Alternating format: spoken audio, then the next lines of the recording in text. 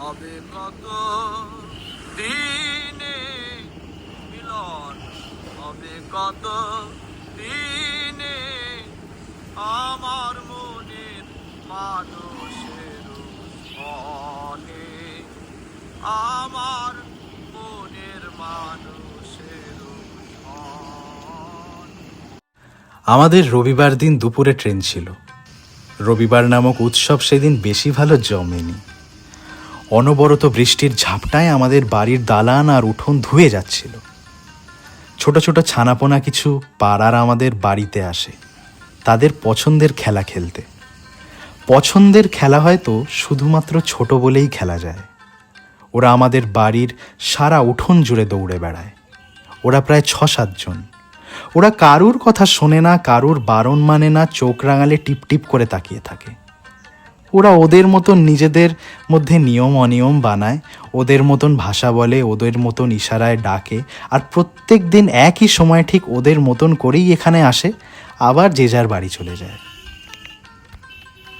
একে একে ব্যাগ ঝোলা আমাদের কালো রঙের অল্টোটায় আমি তুলে দিলাম। বাবা ছাড়তে গেছিল আমাদের হাওড়াতে। এরম আগেও আমি গেছি। এই গাড়িটায় এরকমভাবেই ব্যাগ ঝোলা নিয়ে নিজের ঘর, চেনা শহর, চেনা রাস্তা, চেনা ডাকনাম পিছনে ফেলে বাইরে অনর্গল বৃষ্টি দেখতে দেখতে আমাদের এগোনো। বাইরেটা তখন অনেকটা ঝাপসা, ঠিক অন্ধকার নয় কিন্তু ঝাপসা। ঠিক তখনই কেমন কবিয়ালদের মতন গান ধরতে ইচ্ছা করছিল। কোনো গ্রামের সম্মেলন, মেলা বা যাত্রাপালা নয়, এই যে যাচ্ছি, এই যাওয়াটাকে কোথাও গেয়ে বলা, ঠিক যেমন কবি গানের বৈশিষ্ট্য। এটা আমার পথের পাঁচালী না হয়, আমার ভাবনা, আমার সুর, আমার ব্যথা, পুরোটাই আমার উপাখ্যান।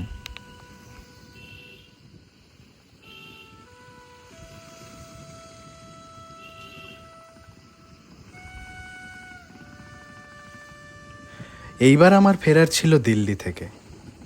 চলে যাওয়া, ফিরে আসা, এই দোনোমনা আমার প্রথমবার নয়। এর আগেও আমি রাস্তায় হেঁটেছি। ওই দ্য রোড নট টেকেন, ওই কবিতার কথা মনে পড়ে যায়। ওই যে রবার্ট ফ্রস্টের কবিতাটা, কোন পথটা বেছে নেব, থেকে যাব না ফিরে আসব।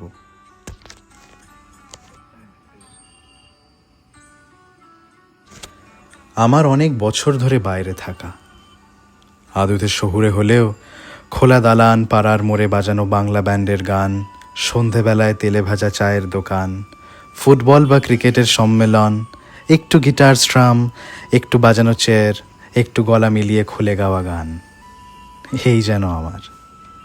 কে জানে কোথাকার পিছু টান। আসলে বাইরে থাকাটা তো জোর করেই প্রায় বলতে গেলে। এই নয় যে শখে পড়ে বাইরে গেলাম। ওই যে যেরমটা সবাই বলে, bread and butter, bread and বাটারের খোঁজে। যদিও না ব্রেড না বাটার, কোনোটাই আমার পছন্দের না। ডাল আলু পোস্ত, লুচি কষা মাংস, মুড়ি ঘুগনি, আমার এই বেশ।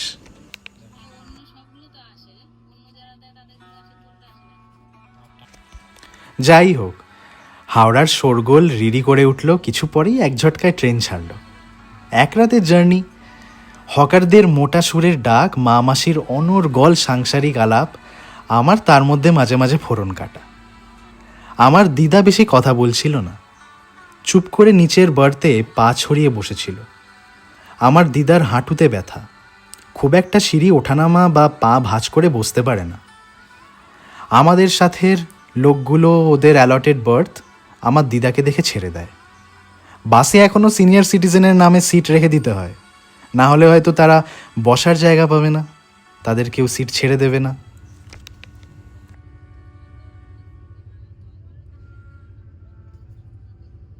চলে গিয়ে আবার ফিরে আসা, কতকটা ইচ্ছে করেই ফেলে আসা, যাতে আবার যে আমার জায়গায় থাকবে কিছুদিন পর থেকে, সে আমার ফেলে আসা আমিকে দেখে আশ্বাস পাবে।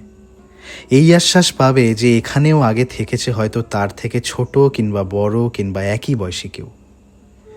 ঘরের টিভিখানা চালালে বুঝবে আমার দেখা সিনেমাগুলো, ঘরের সাদা পর্দা হয়তো বোঝাবে আমার প্রিয় রং, জানলায় চিপকানো নীল হলুদ মার্বেল পেপার দেখে বুঝবে ওই দিকটা দিয়ে রোদ বেশি ঢুকে পড়ে।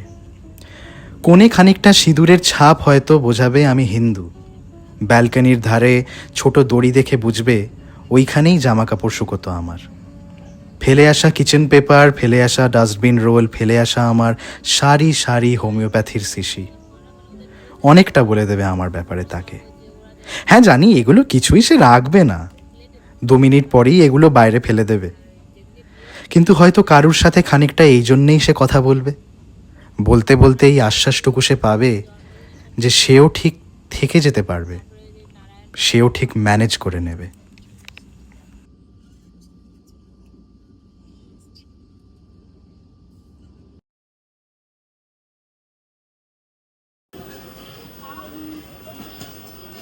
দিল্লি এক বহু পুরনো মিশ্রিত শহর। চারিদিক থেকে কিলবিল করে লোকজন এসে এখানে থাকে, বেশিরভাগ প্রায় কাজের ঠেলাই। তারপর এসে লালকিল্লা, কুতুব মিনার, জামা মসজিদ ঘুরে নেয়। এখানে আবার প্রচুর বাজার আছে, ভিড়ে ঠাসা বাজার, যেখানে অনেক সস্তায় আজকালকার দিনের আবার ডিজাইনার ক্লোথস পাওয়া যায়। আমরা প্রায় 11টা নাগাদ এসে পৌঁছাই দিল্লিতে।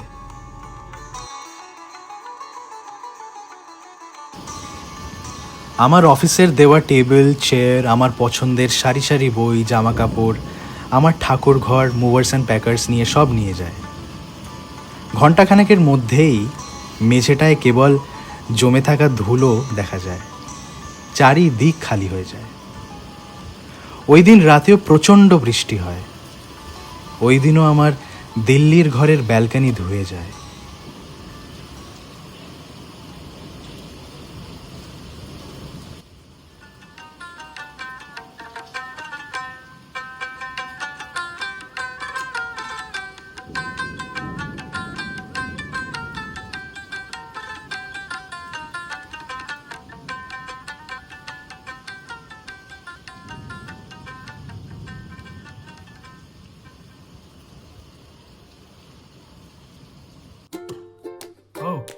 हेलो हेलो हेलो अगर आप यहाँ तक आ गए वीडियो के और अगर आपको अच्छा लगा हो तो प्लीज़ लाइक कर देना वीडियो को और सब्सक्राइब कर देना चैनल को।